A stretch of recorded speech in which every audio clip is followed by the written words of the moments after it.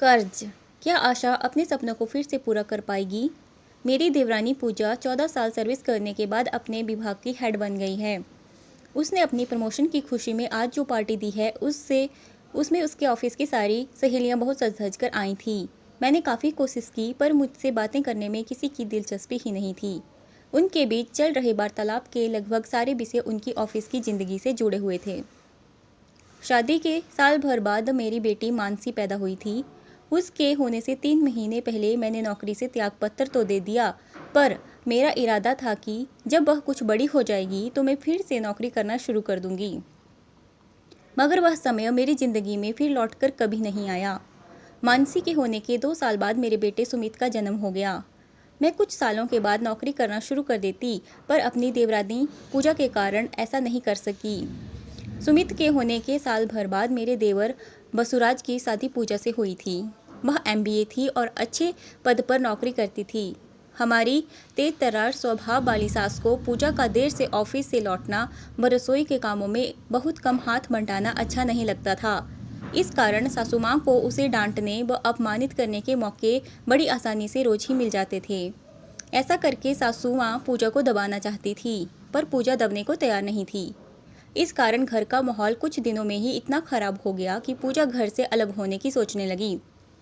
पूजा ने मुझसे एक शाम साफ साफ कह दिया, भाभी, मैं अगर नौकरी छोड़कर घर में बैठी तो पागल हो जाऊंगी। मेरे लिए अच्छा कैरियर बनाना बहुत महत्वपूर्ण है। एक दिन पूजा को घर लौटने में रात के 11 बज गए, क्योंकि वह ऑफिस से ही अपनी एक सहयोगी की शादी में शामिल होने चली गई थी। उस दिन घर में सासू माँ की बहन का पूरा परिवार भी डिनर के लिए आया हुआ था। पूजा देवर जी की इजाज़त लेकर शादी के समारोह में शामिल होने गई थी, पर सासू माँ ने उसके देर से लौटने पर सब मेहमानों के सामने बहुत क्लेश किया था। पूजा अपने कमरे में जाकर ऐसी बंद हुई कि किसी के बुलाने पर भी बाहर नहीं आई। मैं जब देर रात को उसके कमरे में खाना लेकर गई तो वह छोटी बच्ची की तरह मुझसे लिपटकर बहुत ज़ोर ज़ोर से रो पड़ी थी। तब भावुक होकर मैंने उससे वादा कर लिया था, पूजा, तुम घर की चिंता छोड़ो और बेफिक्र होकर नौकरी करो। मेरे होते हुए तुम्हारे नौकरी करने पर कभी आँच नहीं आएगी। घर तो मैं संभाल ही रही हूँ और आगे भी संभालती रहूँगी। इस मामले में माँ जी की डांट फटकार को एक कान से सुनकर दूसरे से निकाल दिया करो। मगर आज अपने उस फैसले के कारण मेरे मन में गुस्सा, चिढ़ व गहरा असंतोष पैदा हो रहा था। पूजा की ऑफिस की सहेलियों को देखकर मन बार बार सोच रहा था कि कितनी चुस्त दुरुस्त और आत्मविश्वास से भरी नजर आ रही हैं। ये सब की सब मेरा व्यक्तित्व इनकी तुलना में कितना फीका लग रहा है। अपने व पूजा के बच्चों को संभालते संभालते मेरी विवाहित जिंदगी के 30 साल निकल गए हैं। उन चारों को ढंग से पाल पोस कर बड़ा करने के लिए सुबह से रात तक चक्कर घिन्नी सी घूमी रहती हूँ। इस कारण मुझे इज्जत और वाहवाही तो खूब मिली, पर मेरा व्यक्तित्व मुरझा गया और यह बात आज मेरे मन को बहुत कचोट रही थी। वैसे मुझे पूजा से कोई शिकायत नहीं है। उसने अलग तरह से हमारे संयुक्त परिवार के प्रति अपनी जिम्मेदारियां पूरी करी हैं। बिजली पानी के बिल देवर जी ही भरते रहते हैं। मकान की मरम्मत व रंग रोगन सदा उन्होंने ही कराई है। मेरी बेटी मानसी की पढ़ाई का आधे से ज़्यादा खर्चा मेरे देवर ने ही उठाया था। आज यह बात मन में बहुत जोर से चुभ रही है कि घर गृहस्थी के कामों में उलझे रहने से मेरे व्यक्तित्व का विकास रुक गया। तभी तो पूजा की सहेलियों के साथ खुलकर बातें करने में मुझे अजीब सा डर लग रहा है। मुझे साफ महसूस हो रहा है कि मेरे अंदर नए लोगों से मिलने जुलने का आत्मविश्वास खो गया है। भाभी, किस सोच में डूबी हो? पूजा ने अचानक पास आकर सवाल पूछा तो मैं चौंक गई। कुछ नहीं, ना चाहते हुए भी मेरा स्वर उदास हो गया। फिर भी जो मन में चल रहा है मुझे बताओ ना। वह मेरा हाथ थामकर बड़े अपनेपन से मुस्कुराई।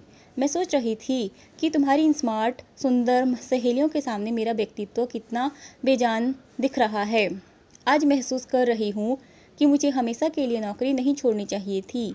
अपने मन की पीड़ा को मैंने उसे बता ही दिया।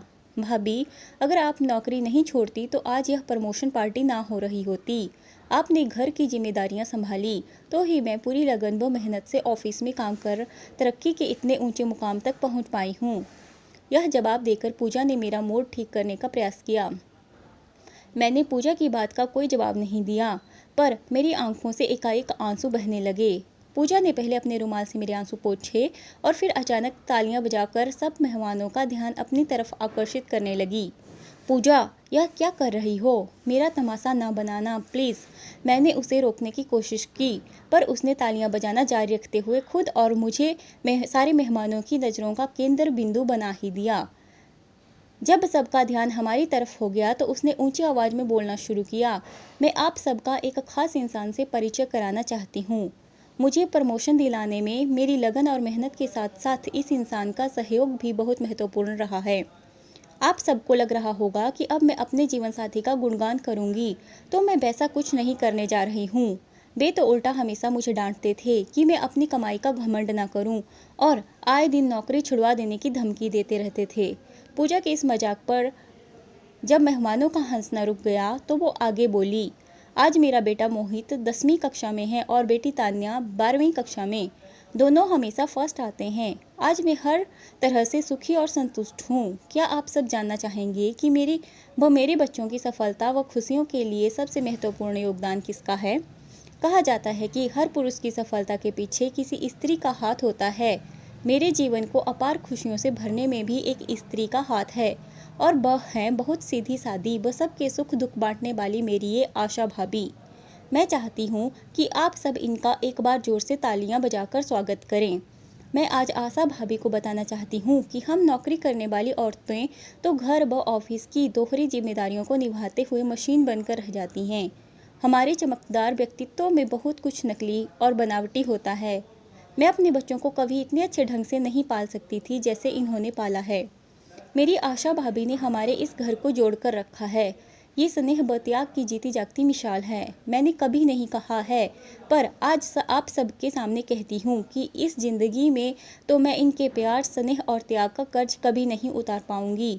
पर मैं जो कर रही हूँ उसकी प्लानिंग मैंने और बसु ने कई महीनों से कर रखी थी। हमने गोमती नगर के एक कमर्शियल कॉम्प्लेक्स में एक दुकान खरीदी है जिसमें भाभी के बनाए और डिज़ाइन किए कपड़े बिकेंगे। यह हमारी ओर से एहसानों का बदला नहीं है, प्यार का मान है। भाभी, यह लो सारे कागज, दुकान आपके नाम पर है। कहते हुए आशा के हाथ में एक फाइल पकड़ा दी। आंखों से आंसू बहा रही पूजा ने वहीं सबके सामने मेरे पैर छूकर आशीर्वाद लिया तो तालियों की तेज आवाज़ से पूरा पंडाल एक बार फिर गूंज उठा। उसे प्यार से गले लगाते हुए मेरे मन की सारी शिकायतें, हीन भावना व कड़वाहट जड़ से दूर हो गई थी। मुझे परिवार के सारे सदस्यों ने घेर लिया। सबकी आंखों में मुझे अपने लिए प्रशंसा व आदर के भाव साफ नजर आ रहे।